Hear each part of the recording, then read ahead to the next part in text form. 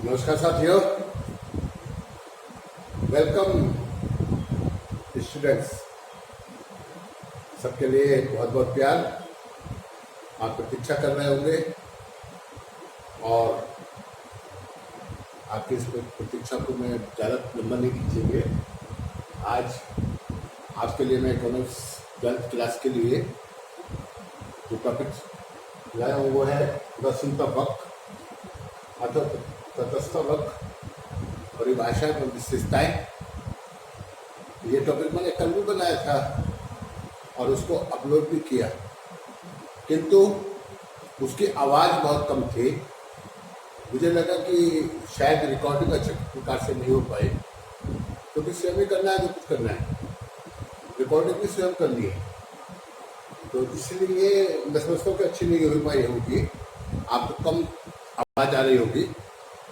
इसी प्रयास को मैं पूरा कर रहा हूँ और सोचता हूँ कि आप अच्छे तरीके इसको सुन भी सकें और देख भी सकें और समझ भी सकें। ये मेरा उद्देश्य था। आज फिर से मैं इसको लेके आया हूँ।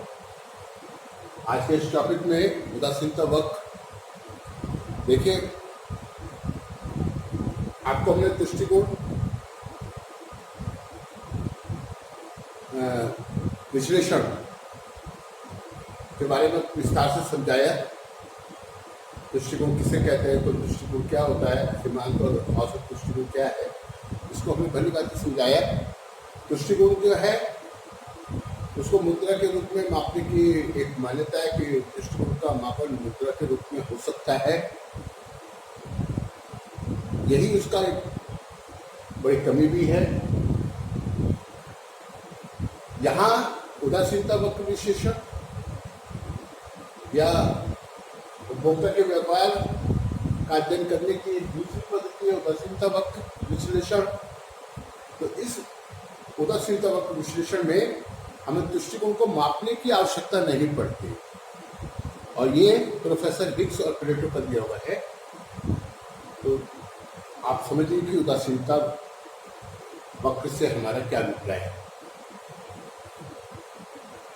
प्रोफेसर स्टिंग के शब्दों में ये परिभाषा यहाँ मैंने लिखी हुई है। यह है, बिंदुओं का एक ऐसा बिंदु पथ होता है जिसके प्रत्येक बिंदु पर उपभोक्ता को समान संतुष्टि प्राप्त होती है,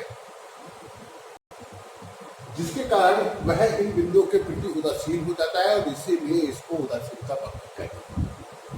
एक दूसरी परिभाषा यहाँ पे हमने दी प्रोफेसर लेफ्टविच की।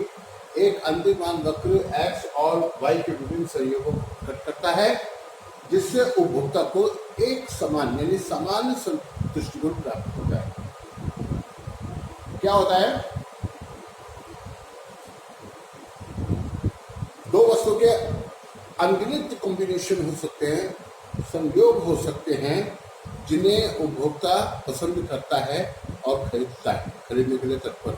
मान लीजिए ना, ये ऐसी दो वस्तुएं हैं, एक है केला, दूसरी है सेब। एक को हमने x माना, दूसरी को y, यानी केले को हमने x माना है और सेब को हमने y माना है। ये ABCD ये कॉम्बिनेशन दे रखे हैं। इसमें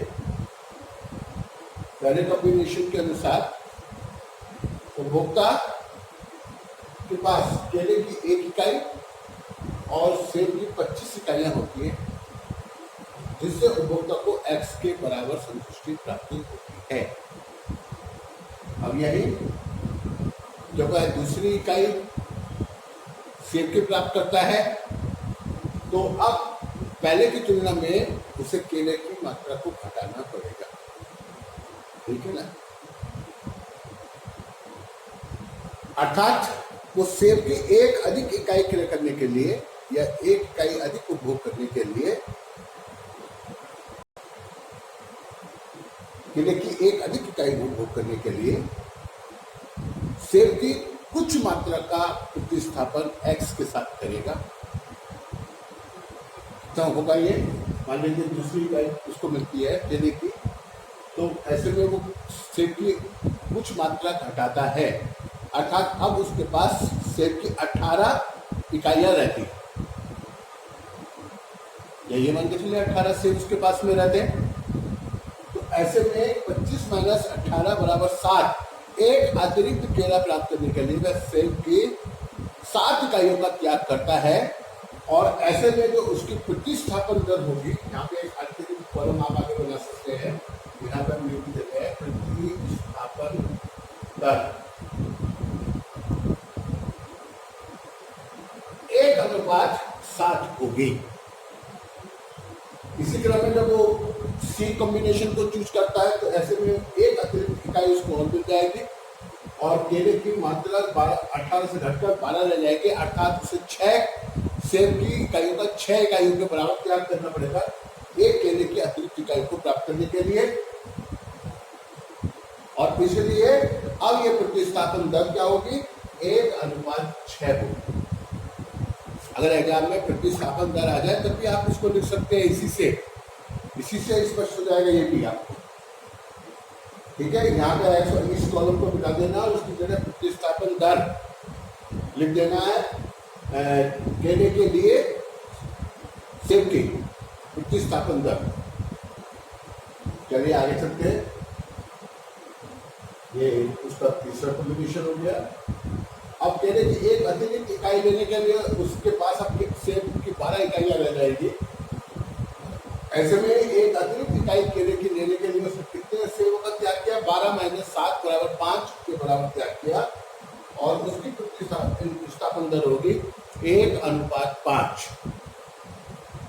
इसी क्रम में जब वह ई कॉम्बिनेशन को देखिए, उसके एक अतिरिक्त केला प्राप्त करने के लिए वो 2 सेब की इकाइयां घटाता है, अर्थात 5 सेब की मात्रा उसके पास में रहता है।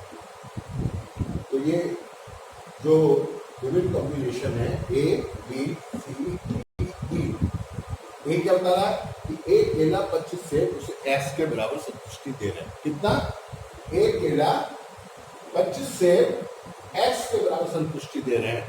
ऐसे में क्या होगा कि अब अगर वो बी कॉम्बिनेशन उसका क्या बता रहा है कि 2 सेब 2 केले और 18 सेब भी से भी उसे उतनी ही संतुष्टि मिलती है जितना एक केला 25 सेब, अर्थात एक्स के बराबर संतुष्टि प्राप्त होती है। तो वो तीसरा कॉम्बिनेशन क्या है, यानी सी कॉम्बिनेशन, बता रहा है कि 3 केले और 12 सेब से जो संतुष्टि मिलती है वो भी एक्स के बराबर होती है।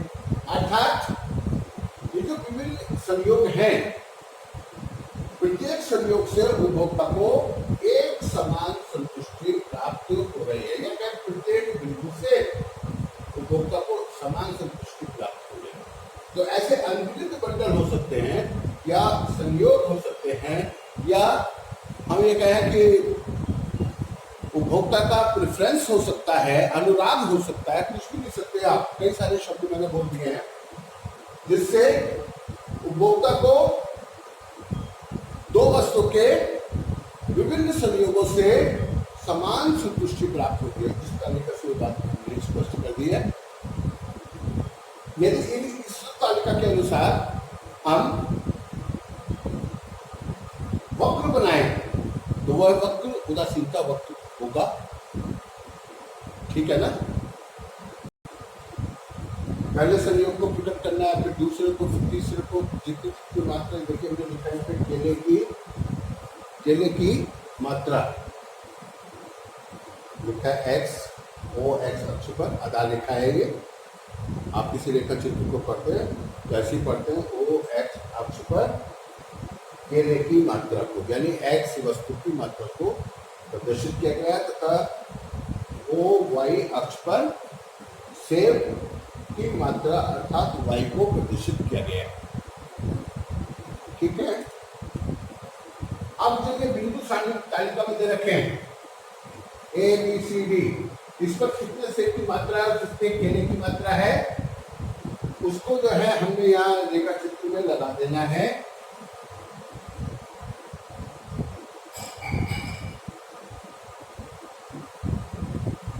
रेखा चित्र में लगा देना है और हमारा वक्र जो है वो बन जाएगा।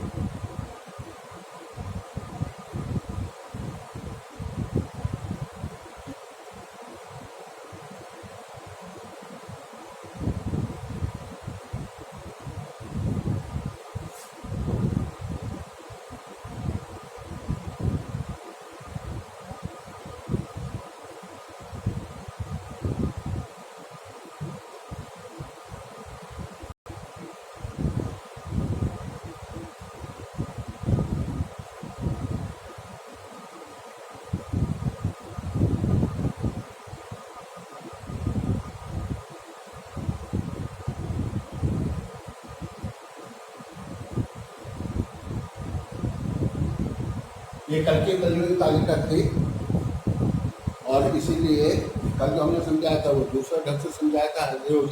अब किताब से तुम पढ़ाते नहीं है, पढ़ाना तो उसी से है, इसलिए उदाहरण में कल जो था उसको हमने थोड़ा सा चेंज कर दिया है।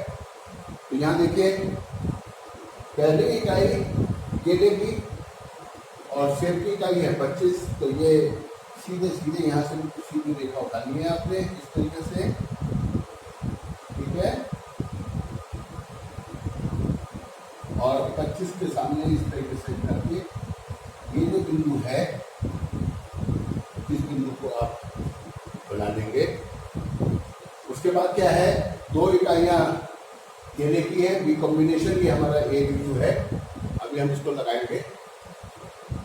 बी बिंदु प्राप्त करने के लिए दो इकाई केले की और 18 इकाइयाँ सेब की, तो यहाँ पर 5 हैं, 1 2 3 4 और ये 5, तो 5 हैं, तो 18 करना है इसको, 16 17 18, तो ये यहाँ तक हो जाएगा बिल्कुल सीधी। और ये यहाँ से इसको ऐसे उठाएंगे,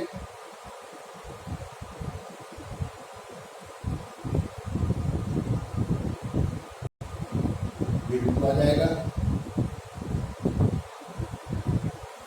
ये बिंदु हो गया ए, ये हो गया बी, इसको मैं बाद में लिखूंगा, दोबारा सिर्फ मिटाकर मैं आपको समझाने के लिए यहाँ बनाते रहा हूँ। फिर ये तीसरी यानी सी बिंदु, इसको 3 इकाइयाँ केले की है, 3 इकाइयाँ केले की और 12 इकाइयाँ 1 2 3 4, ये 12 इकाइयाँ सेब की। एक बिंदु ये हो गया, ये है सी बिंदु। इसी प्रकार चौथा है 4 इकाइयाँ केले की और सेब की है 7 इकाइयाँ, 6 7 8 9 10, ये 7 इकाइयाँ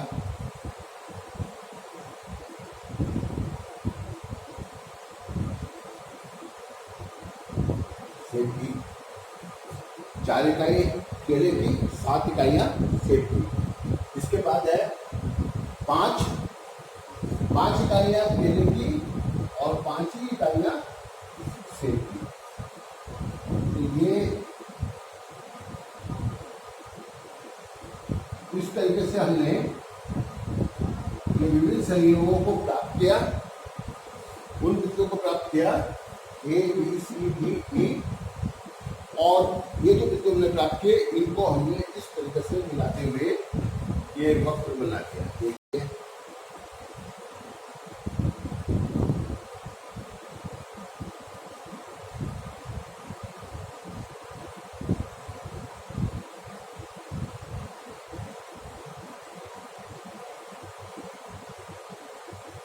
ये जो वक्र बना है इसको हम कहते हैं आईसी वक्र, आईसी रेखा, आईसी अर्थात उदासीनता वक्र। ठीक है, ये हमारा उदासीनता वक्र बन गया। इस तालिका के आधार पर हमने ये रेखा चित्र बनाया है। अब यहाँ पे देखिए, ये बिंदु ए है, ये बी है, ये सी है, ये डी है और ये बिंदु है ई। ये 4-5 बिंदु हमने इसमें दिखाए आपको सबको स्पष्ट हो रहा होगा। इन पांचों ही बिंदुओं पर, जैसे ये सी बिंदु है, सी बिंदु पर कितना संतुष्टि मिल रही है उपभोक्ता को? x के बराबर संतुष्टि मिल रही है। कितनी संतुष्टि मिल रही है? x के बराबर संतुष्टि मिल रही है। इसी प्रकार बी बिंदु पर, उस पर भी उसको x के बराबर संतुष्टि मिल रही है। सी बिंदु पर भी उपभोक्ता को x के बराबर संतुष्टि मिल रही है। डी बिंदु पर भी x के बराबर संतुष्टि मिल रही है और ई बिंदु पर भी x के बराबर संतुष्टि मिल रही है। क्या मतलब हुआ? मतलब यह हुआ कि उदासीनता वक्र के जो ये विभिन्न बिंदु है, अर्थात A B C D E, ये इन सभी बिंदुओं पर उपभोक्ता को एक समान संतुष्टि प्राप्त होती है। एक समान संतुष्टि प्राप्त होती है, या हम ये कहें उदासीनता वक्र बिंदुओं का एक ऐसा बिंदु पथ होता है जिसके प्रत्येक बिंदु पर उपभोक्ता को समान संतुष्टि प्राप्त होती है। समझ में आ गया होगा? x के बराबर संतुष्टि प्राप्त हो रही है प्रत्येक बिंदु पर। चलिए यहां पर देखेंगे, उदासीनता वक्र है, कितने बिंदु है इस पर? आपको तो 5 ही लगाया बिंदु आपने, छठा नहीं दिखाई दे रहा। तो देखिए इधर, मैं इस उदासीनता वक्र को यहां बना दे रहा हूं।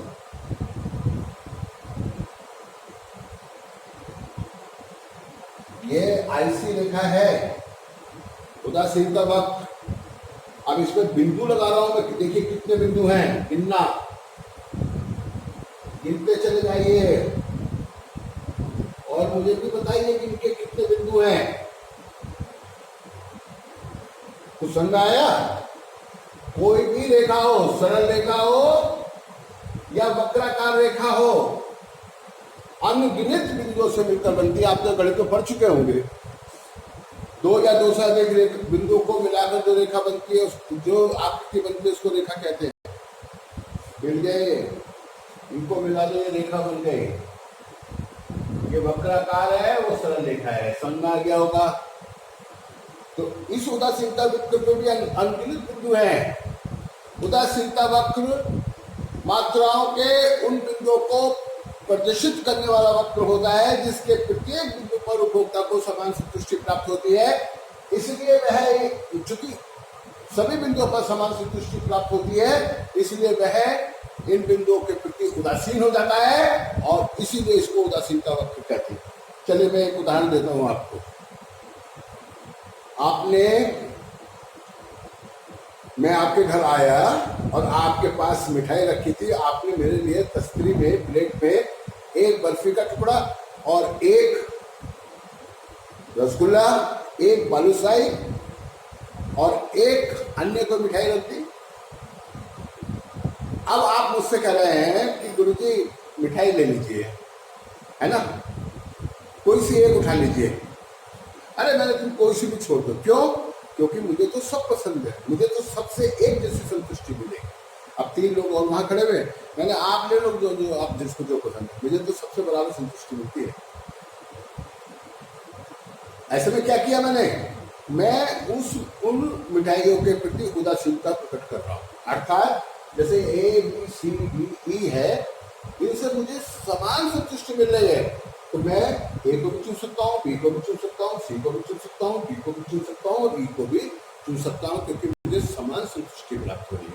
अर्थात मैं इन बिंदुओं के प्रति उदासीन हूँ, इसीलिए इनको उदासीनता वक्र कहते हैं। तो ये बात आपको अच्छी तरह समझ में आ गई। ये बहुत ही महत्वपूर्ण है उदासीनता वक्र, क्योंकि इंटरमीडिएट बोर्ड में आपको आएगा 2 नंबर का क्वेश्चन। आज की तारीख में नोट कर लीजिए, आज की तारीख में नोट कर लीजिए, आज 24 तारीख है, मई है 2020 है। ठीक है, 2 नंबर का क्वेश्चन आएगा, उदासीनता वक्र की परिभाषा दी। तो ये मैंने परिभाषा में नहीं रखी है, आप याद कर लीजिए इसको, 2 नंबर आपके पक्के। ठीक है, उदासीनता वक्र ये मैंने बना दिया। इसका बहुत महत्व है। अभी इंटरमीडिएट बोर्ड में 6 नंबर का क्वेश्चन आपके लिए होगा, उदासीनता वक्र की सहायता से उपभोक्ता के संतुलन की व्याख्या कीजिए। तो जब आपको उदासीनता वक्र आ गया तो मैं अगले टॉपिक में आपको बजट रेखा यानी कीमत रेखा बनाना सिखाऊंगा। ठीक है, और कीमत रेखा जो बनाएंगे हम,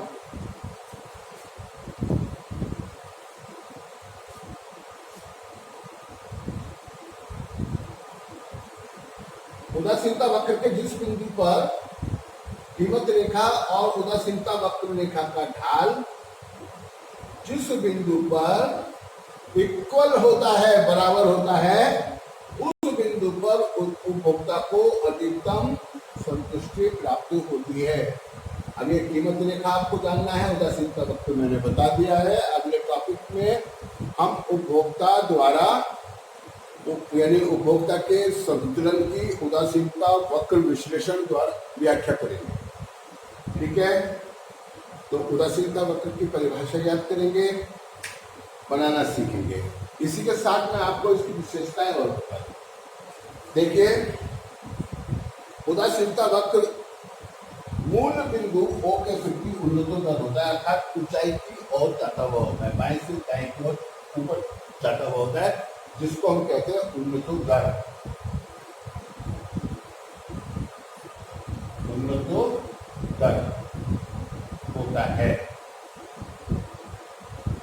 ठीक है, पहली बात, मूल बिंदु से ऊंचाई की ओर जाता हुआ होता है, उन्नतोत्तर होता है। इसका कारण क्या है? इसका कारण ये है जो कि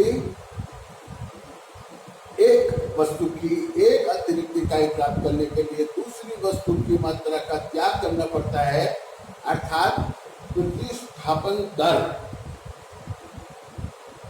प्रतिस्थापन दर के कारण उदासीनता वक्र मूल बिंदु से उन्नतोत्तर होता है। याद कर लेना बेटा, ये भी आ जाता है, समझ में आ गया होगा।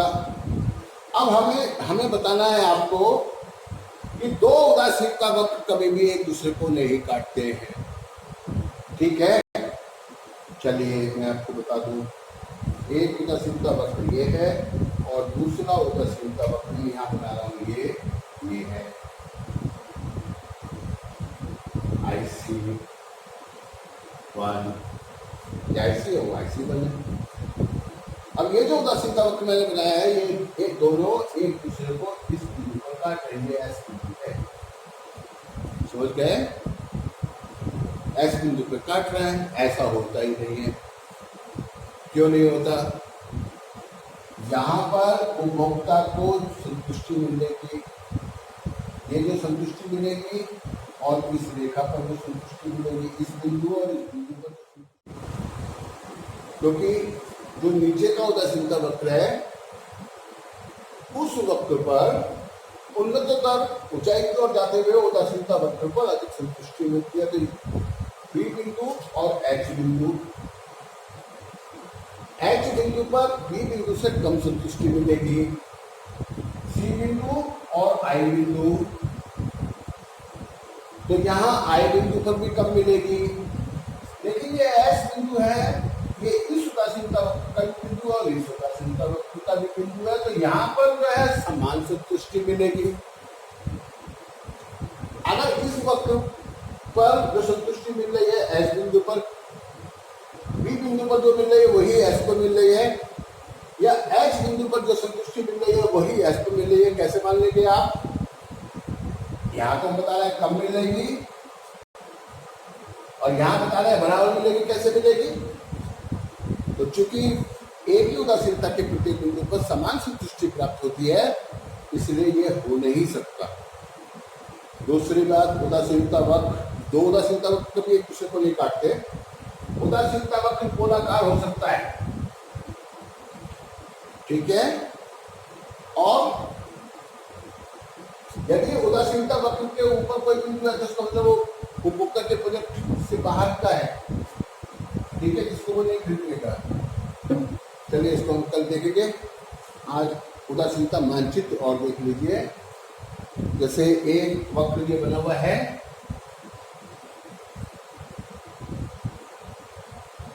ये एक वक्र ये बना हुआ है, उदासीनता वक्र है, ये आईसी वक्र, ये ओ, ये एक्स, ये इसको सेम मान लीजिए, चलिए इसको केवल लिख दीजिए, कोई फर्क नहीं पड़ता है।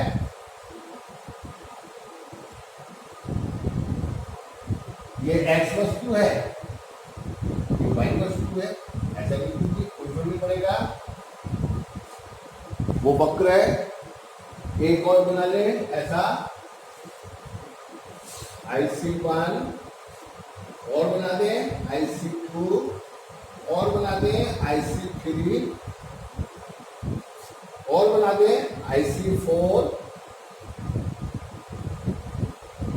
एक ही आधार पर जब एक से अधिक उदासीनता वक्रों को एक साथ प्रदर्शित किया जाता है तो इसको उदासीनता मानचित्र कहते हैं। क्या कहते हैं? उदासीनता मानचित्र।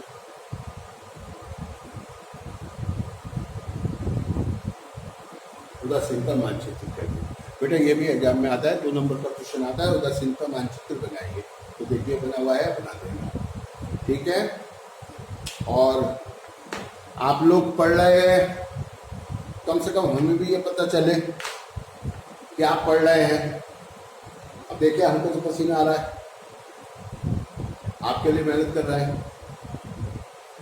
आप पढ़ो, मन से पढ़ो, याद करते चले जाओ, कंटिन्यू याद करते चले जाओ, आप बहुत अच्छे हो जाओगे। अर्थशास्त्र में आपको 100 में बहुत अच्छे मार्क्स मिलेंगे, आप अच्छे नंबर से पास होंगे, ठीक है। और हमारे चैनल को भैया जरा लाइक भी करते रहना और सब्सक्राइब भी करते रहना, ठीक है। आप करते रहेंगे तो मुझे पता चलेगा ना कि आप में से कितने बच्चे मेरे चैनल को पढ़ रहे हैं, इसीलिए कह रहा हूँ लाइक भी करिए, सब्सक्राइब भी कीजिए। धन्यवाद, चलते हैं, राम राम, गुड बाय।